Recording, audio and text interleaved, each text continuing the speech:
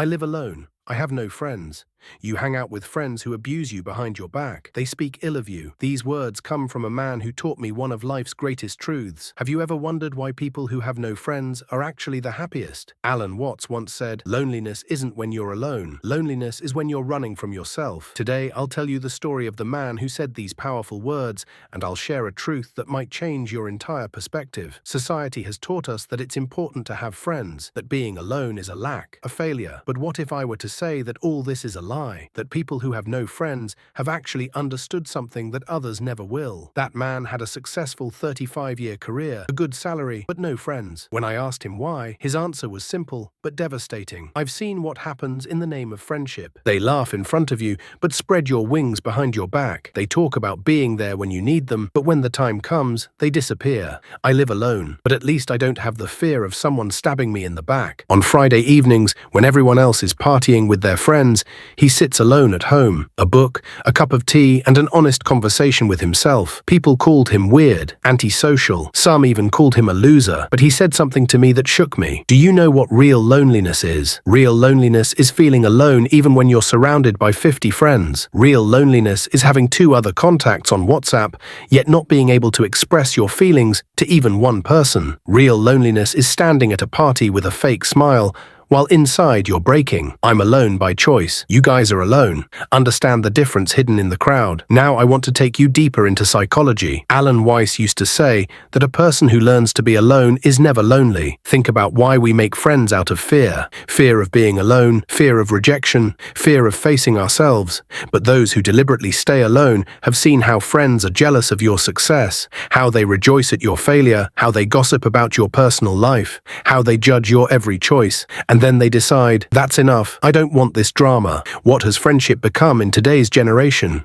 Posting photos on Instagram, tagging in stories, sending fake birthday wishes, and showing off at parties. But when you're depressed, who cares? When you're sick, who comes? When you genuinely need someone, who's available? The same people who say behind your back, "Hey man, he's always crying." Negative vibes are data. Stay away from them. This is today's modern friendship. Surface level, transactional, and fake. The man I was talking to told me that since I stopped making friends, my mental peace has increased 10 times. No drama, no comparisons, no backstabbing. I do what I feel is right. I don't care about anyone's opinion. I don't fear anyone's judgment.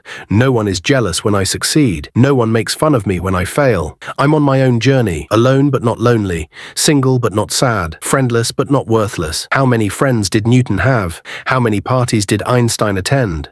How many friend groups did the old man join? People who changed the world were often alone. Because when you're alone, your focus is sharp, your energy is conserved, your time is yours. No distractions, no obligations, no unnecessary socializing, just you and your purpose. You and your passion, you and your growth. That man told me, "I worked in a corporate sector for 10 years. I made hundreds of friends. Then one day I quit. Do you know how many people contacted me? 0. They weren't friends. They were colleagues pretending to be friends. They would have lunch together at the office, but they would always talk bad about me during lunch. They would celebrate my birthday, but behind my back they would say I'm just showing off. They would congratulate me when I got a promotion, but they were jealous from within. Now I have lunch alone, peacefully, with my book, with my thoughts, and trust me, it's 1,000 times better than those fake conversations." Aisha nodded silently. "And what does he have to do?" "But I'm wondering," and lowered her gaze. A slight tremor in her hands betrayed. "Mom, do you know nothing?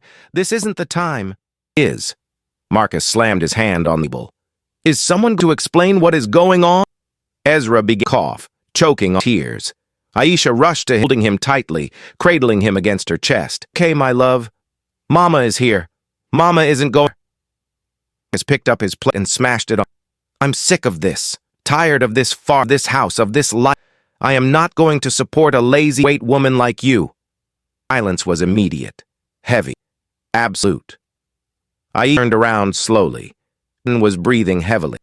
Ezra looked at his mother as if waiting for something. A gesture, fine.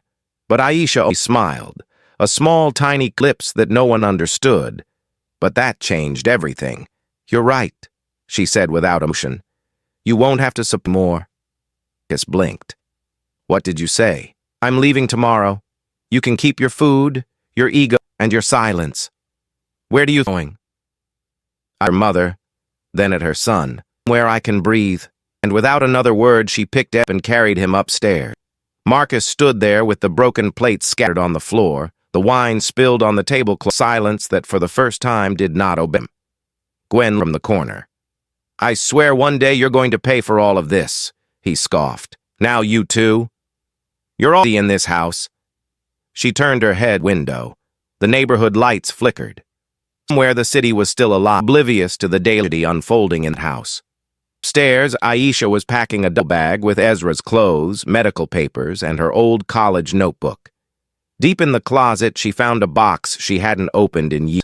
Inside were her certifications, her business diploma, letters, her first perfume, and a crumpled photo of her childhood friend and secret love. She imaged with her fingers. She did.